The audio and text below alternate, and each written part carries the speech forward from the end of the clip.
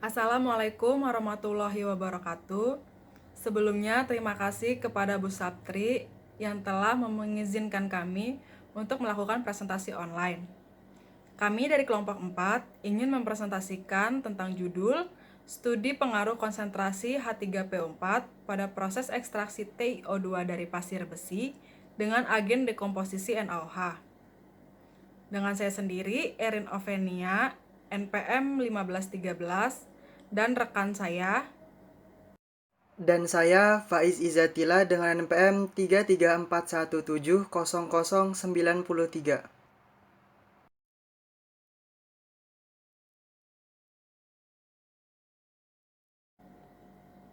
Adapun outline yang akan kami jelaskan untuk beberapa menit ke depan, yaitu pendahuluan, tinjauan pustaka, metode penelitian, dan referensi. Pasir besi merupakan sumber daya mineral yang dapat ditemukan di sepanjang pantai selatan Jawa, Sumatera, dan Nusa Tenggara Barat. Pasir besi yang akan kami bahas yaitu pasir besi dari Kabupaten Lumajang, di mana wilayah yang batas daerahnya berbatasan langsung dengan pantai selatan Pulau Jawa. Beberapa mineral utama yang terkandung dalam pasir besi yaitu magnetit, ilmenit, rutil, dan hematit. Adanya kandungan titanium dalam ilmenit inilah yang dapat memberikan nilai tambah yang signifikan pada pasir besi tersebut.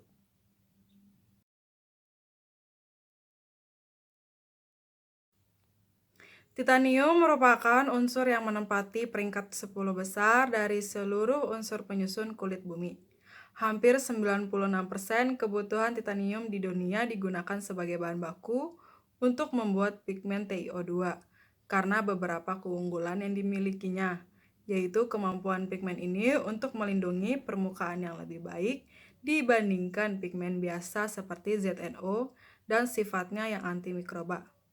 Berikut data kandungan senyawa dalam pasir pantai selatan Kabupaten Lumajang setelah dilakukan pemisahan dengan menggunakan magnetic separator, di mana Ti diduduki dalam peringkat nomor 5 dengan konsentrasi 4,22%, kurang lebih 0,2.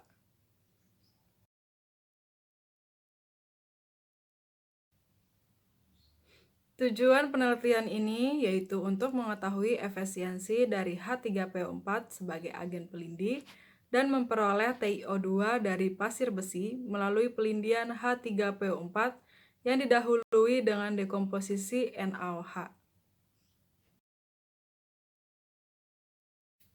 Tinjauan pustaka pada penelitian ini meliputi titanium, pelindian, dan faktor-faktor yang mempengaruhinya.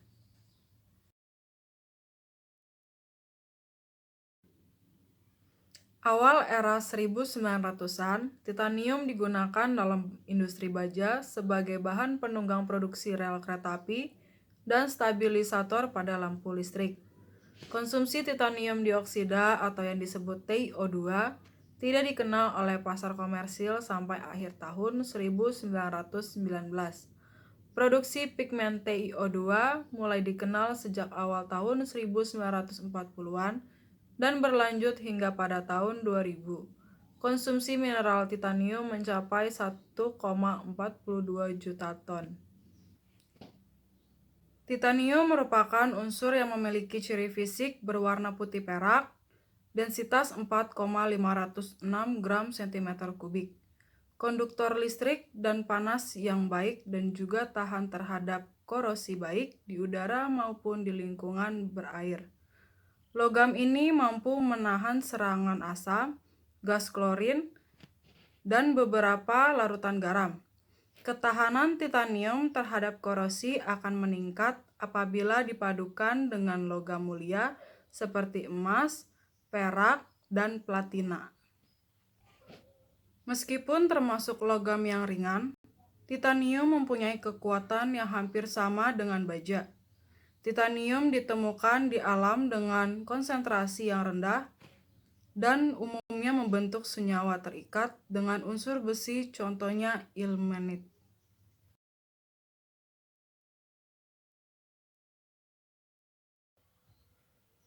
Proses pelindian atau leaching adalah proses pemekatan kimiawi untuk melepaskan pengotor biji dari suatu mineral dengan cara pelarutan dalam reagen tertentu. Metode pelindian yang benefit untuk memperoleh ilmenit adalah dengan pelindian asam. Karena oksida besi dalam mineral ilmenit akan terpisah dengan melindi ilmenit dengan asam-asam mineral. Dalam proses hidrometalurgi, dikenal beberapa proses untuk memproduksi pigmen TiO2 dari ilmenit. Proses pelindian asam meliputi pelindian dengan H2SO4, pelindian dengan HCl, dan pelindian dengan H3PO4, serta proses pelindian basa. Pelindian sulfat di mana langkah awalnya yaitu dengan melarutkan ilmenit ke dalam asam sulfat pekat. Pelindian ini merupakan teknologi pertama yang dikomersialisasikan untuk mengkonversi ilmenit menjadi pigmen titanium. Adapun kekurangan dan kelebihan pelindian sulfat. Yang pertama yaitu kelebihannya menggunakan teknologi sederhana dengan bahan baku berkadar lebih rendah dan murah. Kekurangannya menghasilkan produk dengan kualitas yang lebih rendah dan jumlah limbah besi sulfat yang banyak. Selain itu, proses sulfat juga memerlukan biaya produksi yang lebih tinggi untuk pengolahan asamnya daripada proses klorida. Yang kedua adalah pelindian klorida, di mana pelindian ini cenderung berlangsung lebih selektif pada persen padatan yang lebih tinggi. Kelebihannya, biaya operasional lebih murah dan penanganan limbah yang cukup mudah dibandingkan pelindian sulfat. Kekurangannya, kandungan titanium yang ada di dalam bahan harus cukup besar dan dapat menghasilkan gas klorin yang beracun dalam proses pengerjaannya. Yang ketiga adalah pelindian fosfat. Pelindian fosfat merupakan pelindian menggunakan asam fosfat, di mana teknik yang sangat sederhana untuk memurnikan pasir silika dibandingkan metode pelindian. Asam kuat yang lain seperti H2SO4, HCl, dan HF. Hal ini dikarenakan H3PO4 tidak hanya menyediakan ion H+ yang lebih banyak, tetapi juga ion PO4 3- yang dihasilkan dan disosiasi H3PO4 yang memiliki kemampuan membentuk kompleks dengan ion-ion Fe. Yang keempat yaitu pelindian nitrat.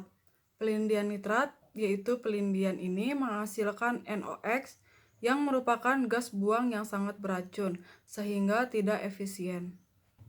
Dari keempat metode pelindian, kami memilih menggunakan pelindian fosfat yaitu dengan H3PO4 karena efisiensi metode pelindian ini memiliki presentasi pelindian yang cukup besar, konsentrasi asam yang digunakan cukup rendah, konsumsi energi yang rendah, dan waktu yang diperlukan juga tidak terlalu lama.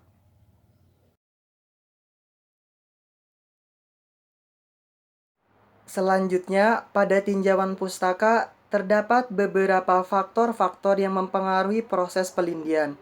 Salah satu peneliti yang sudah meneliti ini yaitu adalah Pak Zhang dan kawan-kawan. Beliau meneliti persentase iron removal menggunakan H3PO4.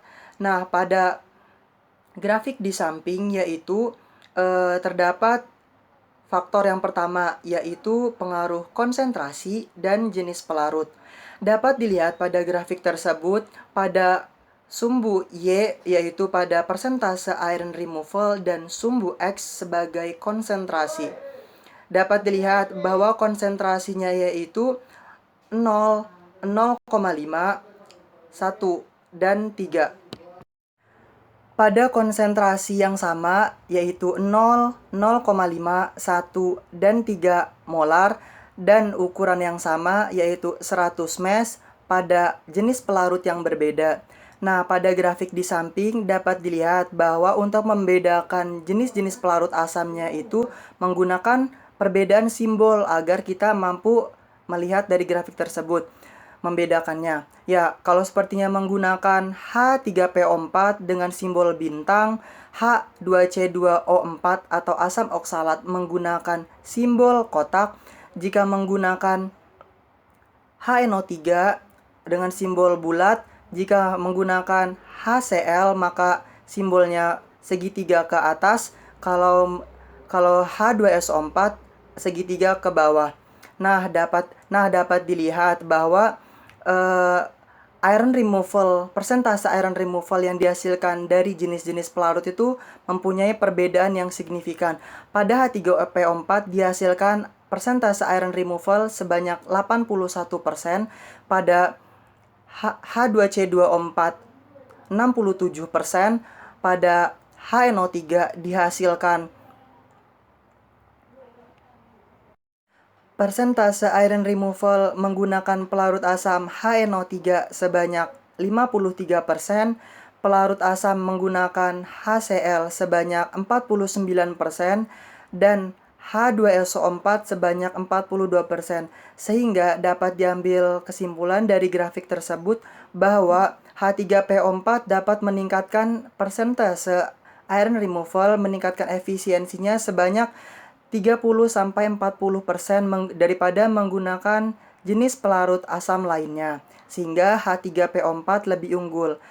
Selanjutnya ditinjau dari konsentrasi, yaitu 0, 0,5, 1, dan 3, dapat dilihat dengan kenaikan konsentrasi bahwa akan meningkatkan persentase iron removal. Juga ini bisa kita tinjau dari aspek kinetika reaksi, bahwa semakin besar konsentrasi suatu pelarut, maka di dalamnya itu akan semakin banyak partikel yang bertumbukan, karena semakin besar konsentrasi di dalamnya itu partikel-partikelnya akan semakin rapat, sehingga tumbukan efektif akan lebih terjadi, sehingga dihasilkan persentase iron removal yang tinggi pada konsentrasi 3 molar.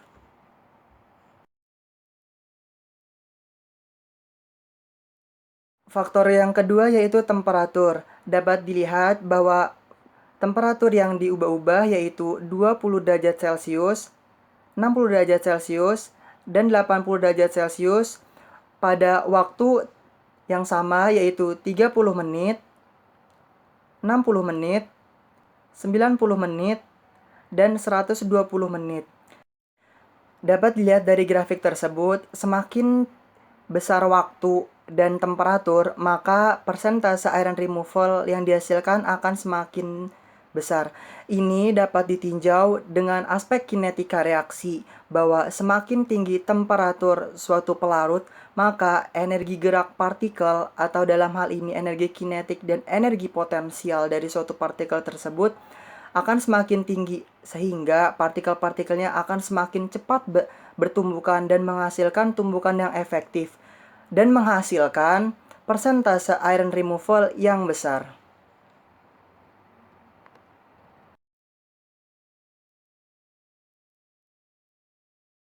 Faktor yang ketiga yaitu ukuran. Dapat dilihat pada grafik di samping bahwa ukuran yang divariasikan yaitu 60 mesh, 100 mesh, dan 250 mesh. Dan dihasilkan pada grafik tersebut, semakin besar ukuran mesh, maka persentase iron removal yang dihasilkan akan semakin besar. Namun kita jangan tertipu, semakin besar ukuran mesh berarti ukuran partikel aktualnya akan semakin kecil. Dari grafik tersebut berarti 250 mesh lah mempunyai ukuran yang paling kecil ketimbang 60 mesh. Nah, selanjutnya dapat dilihat dari aspek kinetika reaksi bahwa semakin kecil atau semakin halus ukuran partikel, maka luas permukaan partikel tersebut akan semakin luas, sehingga pada saat bereaksi, luas batas sentuh atau luas bidang sentuhnya akan semakin besar, sehingga persentase iron removal yang dihasilkan akan semakin besar.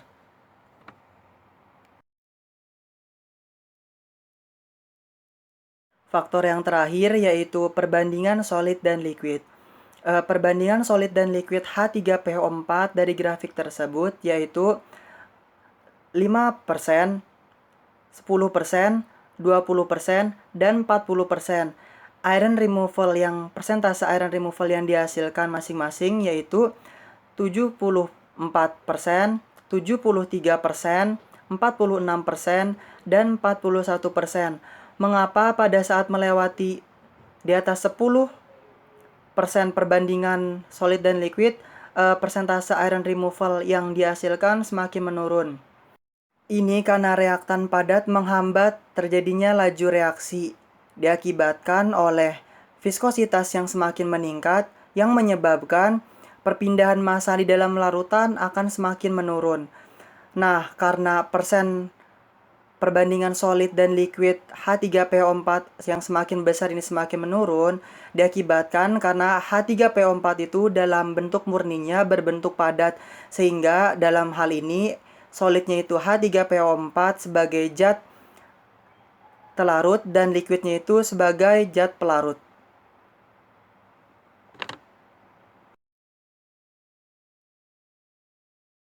Alat dan instrumen yang digunakan pada penelitian ini yaitu aluminium foil, cawan porselen, desikator, Erlenmeyer, gelas beker, hot plate, labu leher 2, mortal dan alu, dan muffle furnace. Dan instrumen lainnya yaitu neraca analitik, oven, penyaring Bachner, stopwatch, AAS, ICP, XRD, dan XRF.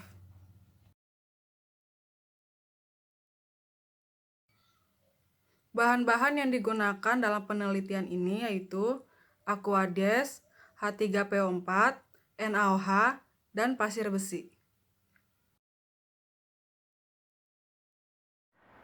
Tahap selanjutnya yaitu pada metode penelitian preparasi biji pasir besi dari Lumajang. Nah, dihasilkan dari beberapa referensi yang kami dapatkan bahwa pasir besi pantai selatan Lumajang ini mempunyai komposisi Fe sebesar 54% dan Ti sebesar 3,8%. Nah, selanjutnya di screening menggunakan 100 mesh.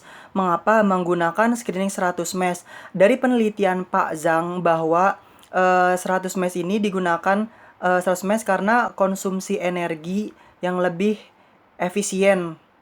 Selanjutnya, setelah di screening 100 mesh, masuk ke tahap magnetic separator.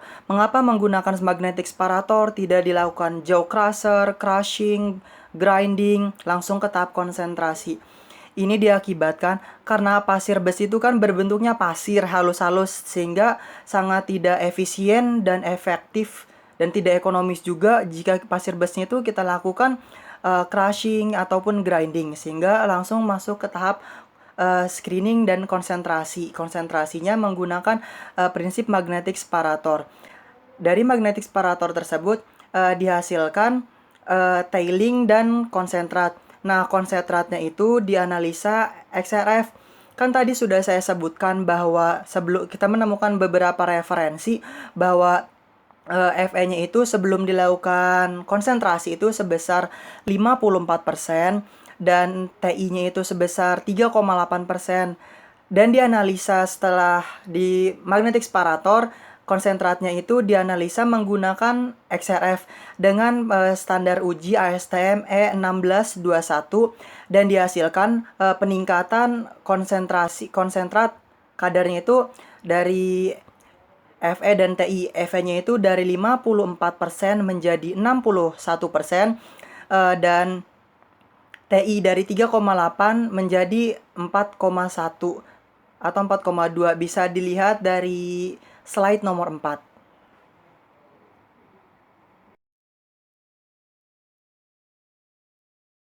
Pada pengaruh konsentrasi H3PO4, massa dari pasir besi awalnya 5 gram dan NaOH sebesar 6 gram. Pemilihan massa ini didasarkan oleh penelitian sebelumnya, yaitu penelitian Pak Zhang dan Pak Dong yang ada pada referensi.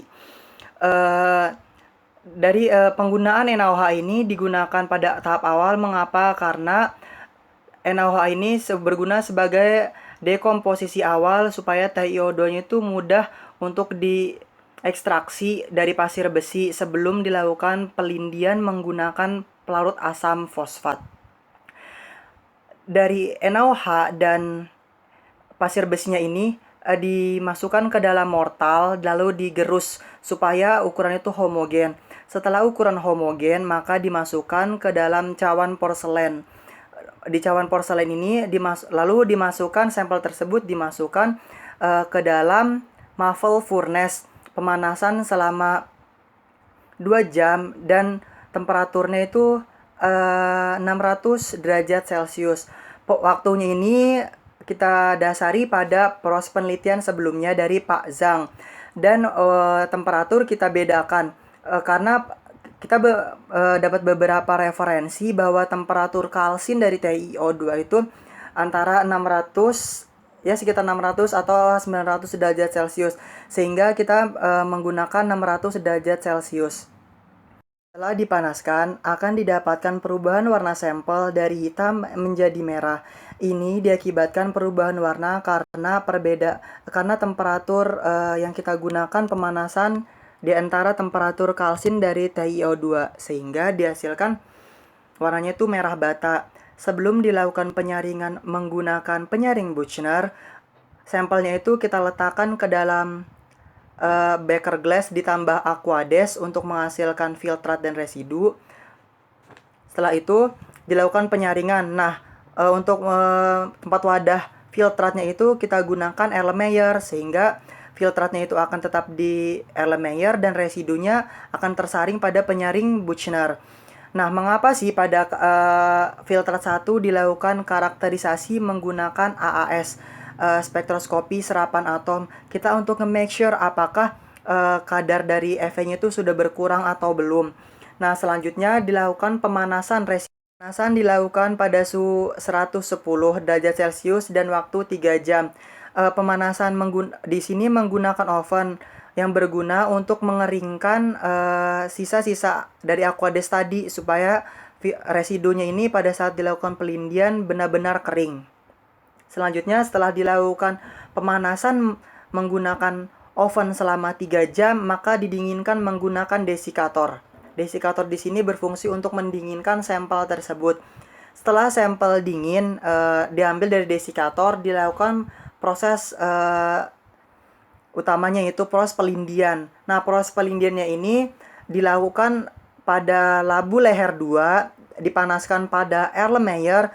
Kan labu leher 2 itu setelah kita lihat pada slide sebelumnya itu ada lehernya, dan itu kan kebuka 2 gitu.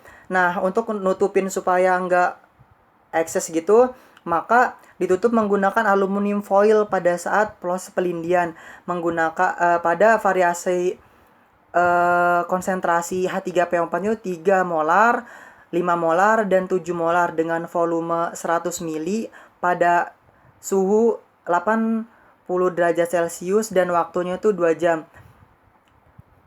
Nah, proses pelindiannya ini mengapa menggunakan suhu atau temperatur 80 derajat Celcius? Sudah saya jelaskan bahwa temperatur yang maksimum dan bagus itu pada suhu 80 derajat Celcius dan pada waktu 2 jam atau 120 menit. Dari pelindian pengaruh konsentrasi H3PO4 ini dapat kita ketahui bahwa variabel bebas yang digunakan yaitu konsentrasi H3PO4 3 molar, 5 molar, dan 7 molar. Sedangkan variabel tetap pada percobaan ini yaitu waktu dan temperatur, serta variabel terikatnya yaitu kadar yang dihasilkan atau pregnant solution yang dihasilkan. Nah, selanjutnya itu setelah dilakukan proses pelindian, maka disaring untuk atau filtrasi dan dihasilkan residu 2 dan filtrat 2. Nah, residu 2-nya ini kita analisa XRD. Kita untuk mengetahui mengapa analisa XRD, untuk mengetahui apakah proses pelindian ini efektif dan efisien atau tidak untuk meleaching TiO2, sehingga dilakukan XRD untuk mengetahui kadar dari Fe-nya sendiri. Nah, standar yang digunakan untuk menguji XRD ini menggunakan ASTM C616. Sedangkan untuk karakterisasi AAS dan ICP-MS, AAS sendiri menggunakan standar uji ASTME 160015 dan ICP-MS menggunakan ASTM D680018. Untuk apa sih karakterisasi dari masing-masing tersebut? XRD untuk mengetahui struktur kristal dari residu yang dihasilkan. Nah, residu yang dihasilkannya itu kan pasti besi. Nah, selanjutnya uji AS itu untuk nge-make sure apakah EV-nya itu udah benar-benar berkurang setelah dilakukan tahap proses pelindian. Sedangkan karakterisasi menggunakan ICP-MS untuk mengetahui kandungan TiO2 yang dihasilkan. Selanjutnya, didapatkanlah data hasil percobaan.